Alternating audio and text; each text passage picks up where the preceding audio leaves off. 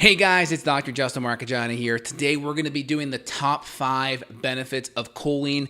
What is it and why you need it? Very important for brain development, overall health, nervous system, methylation, having healthy cell membranes. We're going to dive into that one by one. Before we do, make sure you put your comments down below. Let me know your experience using choline.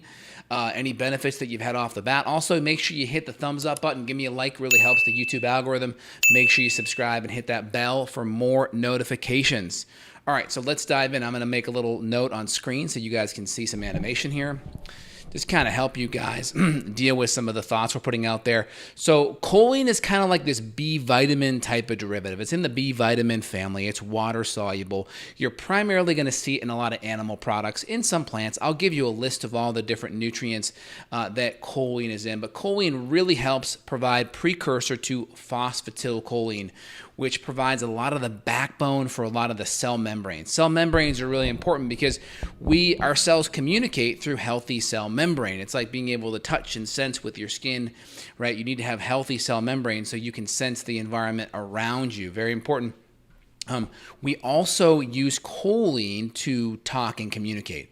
It's used for intercellular messaging. So if we don't get enough choline, right, the cell structure and the communication are intimately connected.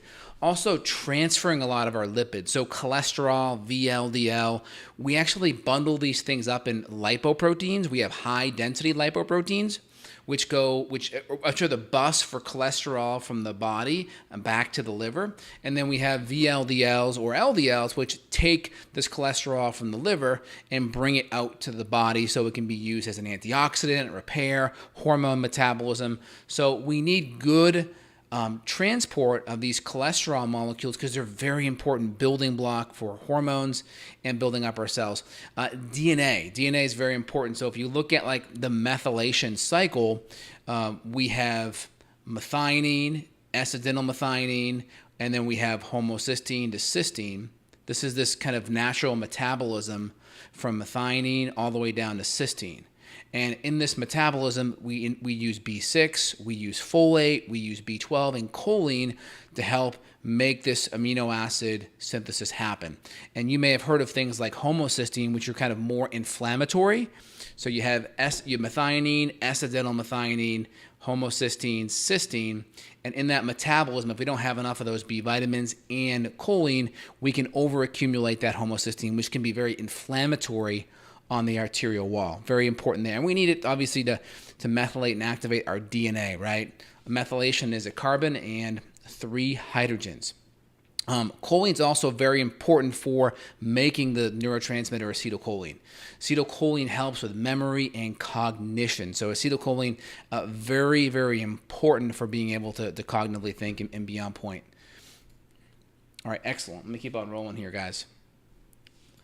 So the next thing I wanted to highlight was the nutrients that are involved in choline. So the recommended amount of nutrients for choline is going to be about 500 to 3,500 milligrams per day. 500 to 3,500 milligrams per day. Very, very important. I'm going to see if I can pull that up for you guys so you can see it. That'll be very helpful. Okay, I'll pull this up here on screen. So one of the biggest sources of choline, and this is why it's so important for pregnant women to not be vegan or vegetarian in general, because of the fact that they need choline to activate and form healthy baby brain. Very important. So if you see here off the bat, best sources of choline, so we want about 500 to 3,500 milligrams per day. Grass-fed beef, grass-fed liver, pasture eggs, liver, right? Your animal products, you're going to see 100 grams of grass-fed liver, that's about 3 ounces or so. That's almost your whole daily amount right there. You can see an egg is going to be one of the best sources. One egg's about 150 milligrams of choline. So if you need 500, just by getting 3 eggs, you're almost there, right? 4 eggs, you're over. So you can see 3 to 4 eggs with good healthy egg yolks are going to be very, very important. And then turkey liver, you can see very good. And you can see it drops off a little bit with some of the plant-based products. 1 cup of broccoli, half cup, 31 milligrams. Cauliflower, 24. Not bad. Mushrooms are actually very high in choline, right? 97 grams. That's 3.5 ounces. 57 milligrams. So you can do it as a vegetarian with broccoli and mushrooms and asparagus and cabbage, but the high quality nutrients that you're going to get in an egg yolk, not counting vitamin A and all the other fat-soluble vitamins, and a little bit of liver is phenomenal. So just keep that in the back of your mind. I put references down below where I got some of this information so you can see it. So in general, choline, very important as a chemical signaler, very important for healthy membrane function. As a mom expecting a baby coming, you really want to have adequate levels of choline the entire time. And again, some of the big choline side effects, you can see jaw pain. Like if you're choline dominant, you can get jaw pain or you can get headaches. You may even see digestive issues, sweating, nausea, a low blood pressure, diarrhea, salivation, vomiting, a lot of tummy issues. Just be mindful of that. Some people are very choline dominant and they can't do well with that. But if you're sticking with whole foods, high quality egg yolks, a little bit of liver, some mushrooms, some green vegetables, you're going to be on track. I think every new mom should always be having about 2 to 3 high-quality eggs a day, or at least every other day. That's going to provide a lot of really good building blocks. So really important for methylation, really important for healthy brain communication and signaling, right? Also really important for activating your DNA, and important building block to make phosphatidylcholine, which is very important for liver and gallbladder function as well. All right, I'll open it up here for questions for you guys. Hope you enjoyed today's video on this topic. If you did, excellent. Give me a thumbs up. Put your comments down below. And big thing is, if you are vegan, vegetarian, make sure you're getting adequate amounts of choline, that 500 to 3,500 if you're pregnant. I would shoot up for 1,500 milligrams per day. So make sure you're doing well in that area so you can grow a healthy baby. Very important. All right, let's dive into questions, y'all. Okay, let me see what I got over here. Christina writes, Dr. J is wondering if I can take some leftover supplements that have expired last year, like omega-3 Synergy, Adrenal Revive, and serotonin, and digest energy. Yeah, you can. Again, all the supplements are going to, if you're buying high-quality professional grade like the ones I'm going to sell, you're going to have couple of years on the shelf life on that, especially if it's stored in a cooler, darker environment. You'll be fine. Hope you're doing well, Christina. I know we haven't chatted in a while. Hope you're doing great. All right, cool. Let me keep on rolling. If you guys have questions about choline or want to dive in on the brain neurological health, feel free. We may have some other questions that are off topic a little bit. All right, so a friend is nebulizing glutathione for sinus and bronchial issues, starts sneezing and nose running after each use. In general, does that mean he should stop? I mean, it's hard to say. Don't know where their diet is. Don't know if they have other sinus issues going on that may need to be addressed. Worst case, you just take more of the glutathione orally and build up. But if someone has a crappy diet and they have a lot of allergies right now and they may have a lot of inflammation in the sinuses, then you may have to work on that first. I have hydrogen SIBO at 86. Which supplements in your store do you recommend? So 1 and 6 are going to be really good for knocking down a lot of the hydrogen dominant SIBO. G-Eclair 1 and G-Eclair 6 will be great. Is green tea better than coffee? Well, green tea has a lot of EGCG in it, epigallocatechins, which are a powerful antioxidant. It's going to have significantly less caffeine. I want to say 1 cup of coffee usually has 100 milligrams. Green tea caffeine amount, I want to say it's got like 25. I'm going to guess green tea caffeine amount. So it's got 30 to 50, so it's close. The difference with green tea, it's got an amino acid in there called L-theanine, which is very calming and is a really powerful precursor to GABA. So if you tend to be sensitive to coffee, you may do better with green tea. But both are going to have a lot of alkaloids and antioxidants in there. How to treat low back pain, go see a podcast I've done on that. Just type in musculoskeletal pain or back pain. A lot of back pain issues could be disc. They could be disc issues. They could be sitting all day kind of stuff. They could be tight hip flexors. You need to see a good chiropractor that addresses mobility in the lower back, but also looks at testing the muscles applied kinesiology-wise. Is phosphatidylcholine good for detoxing mold toxicity? Well, it's going to definitely help your liver and your gallbladder, and we need healthy liver and gallbladder function to be able to move mold toxins out. So I think choline will be very powerful for your liver and gallbladder. And then after that, you'd want to have some good binders in to be able to grab a lot of those toxins that may be coming out in the bile. So my favorite binders are going to be activated charcoal. Beetroot powder is also excellent. You have things like zeolite. You have fulvic minerals, bentonite clay, and modified citrus pectin. And then, of course, you have your the medication out there, the big one that Richie Shoemaker recommends, which is the cholestyramine. Okay, excellent questions. What would the first step in taking care of the parasympathetic system? Well, I would just say breathing, just really having good, deep nasal breaths with your belly extending on the out. You should look like you're 6 months pregnant when you're having a really deep diaphragmatic breath and then out, just good breathing like that. And I would say eating a really good anti-inflammatory meal and having good hydration. That's going to be your first good thing that you can do. And then when you have time, focus on all the things you're happy to have, all the gratitude in your life. Really focus on all the things that you can be grateful for. That's really important. First step. What could cause eosinophils in the esophagus other than EOE or acid reflux? GI doesn't think I have EOE. So I think you mean eosinophilic esophagitis. So you got to look at why the esophagus is inflamed. So there's some level of inflammation there. So you got to look at food allergens. You got to look at indigestion from a lack of stomach acid and enzymes. You got to look at SIBO, right? You can do a lactulose breath test or a glucose breath test. And you got to look at H. pylori and other gut infections. All those things could be part of it. And you may have to shift the diet so it's really easy to handle the foods. And you may need to really make sure you're dialing in the enzymes and the acids. And early on, you may not be able to handle much acid. So be mindful of that. Don't overhydrate with foods. And really make sure your foods are very cooked well. What's the active ingredient in the adaptogens like ashwagandha?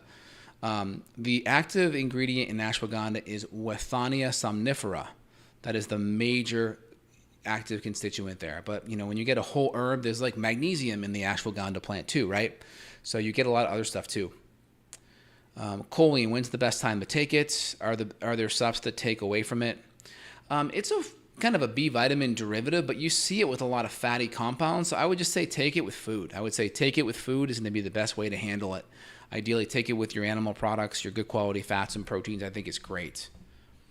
How to treat brain hacking? That's an open-ended question. I would just say first thing is do all the things that I'm telling you to decrease inflammation and get stress under control. That's the first thing. Randy writes, I'm not diabetic, but my morning fasting blood sugar between 105 and 127 on low carb, low sugar, healthy diet. How do I get my morning levels lower? Well, first thing is test your blood sugar throughout the day. Run a fasting 1 hour, 2 hour, 3 hour. Some people have higher blood sugar in the morning, not because their blood sugar is high, but because they have a stress response, whether it's the dawn phenomenon, which is a cortisol spike in the morning, or the Somoji effect, which is a low blood sugar adrenaline spike. So all of those could easily affect it. So you want to run a fasting 1 hour, 2 hour, 3 hour blood sugar. Try not to get your blood sugar above 140 within 1 hour, ideally under 120. Within 2 hours, definitely under 120 to 100. And with 3 hours, definitely back below 100. So see where you sit throughout the day, because your high morning blood sugar could be a stress response and not actually because of high blood sugar. Okay, excellent. Let me keep rolling with y'all. When I try to do deep breaths, I literally can't extend my stomach at all. So I feel like I can't take deep breaths, especially in the morning, especially sitting up. I can't breathe deeper laying down. Well, why can't you? I would find a good body worker that can really work on your abdomen. Maybe you have a lot of adhesions in that area. I don't know. But you should be able to so just put your hand on your belly, hand on belly, hand on chest. Okay, when you breathe, the bottom hand should go out and then back. So you're breathing wrong when the top hand moves. So when it's right, you're breathing from your pecs and your intercostal muscles and from your scalenes. When you are here, the bottom hand should move. So just do that and just make sure that bottom hand is moving. And if not, you can just find a good yoga class where they really emphasize it, or a good body worker that can really work on your tummy and free up maybe some muscles in that area that are extra tight. Excellent. What are the right blood markers to assess triglycerides, bad cholesterol, some VL? Well, you can just run a standard blood panel. If you want to run a VAP or a particle size that looks at LDL number and whether your particle size A or B, large or fluffy type of thing, that's fine. Those are all good. You can do like a cardio IQ. You can run a VAP or an NMR, or just your standard total cholesterol, VLDL, LDL, HDL, and then your ratios. Those are fine. My favorite number to look at is going to be trig over HDL. I want it under 2, closer to 1. Okay, very good. All right, excellent. Hope that helps. Very good. Is there anything else that I miss here? All right, guys, that's some really good stuff off the bat. I hope that helps you and that kind of works you guys out here and gives you some good things to think about today. If you enjoyed it, put your comments down below. Shoot this over to a friend or family that could benefit.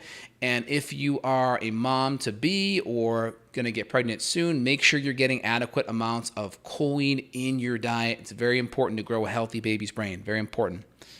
Last question, what's wrong with the Atkins diet? Well, nothing. Atkins is here, right? And then keto paleo is up here, meaning Atkins never qualified quality of protein, right? Atkins is a low carbohydrate diet. It's usually 15 to 25% protein, under 10% carbs, 60 to 75% fat. The problem with Atkins is Atkins never differentiated with organic to non-organic, meaning hormones, antibiotics in the meat. It never differentiated with soy protein. It never differentiated with a lot of the dairy proteins, and never differentiated with artificial sweeteners and flavors. So it didn't really do a good job with that. It didn't do a good job with like a lot of the canola and junky vegetable oil fats. So keto paleo is taking it to the next level, focusing on grass-fed, organic, keeping the artificial flavors and sweeteners down, understanding that dairy for some people may be inflammatory. So keto is kind of taking it to the next level, looking at the quality of the macros, not just the macros by themselves. All right, guys, hope that helps. You guys have a phenomenal day. I'll be back tomorrow morning. If you enjoy it, thumbs up, share it. Really appreciate it, guys. Take care, y'all. Bye now.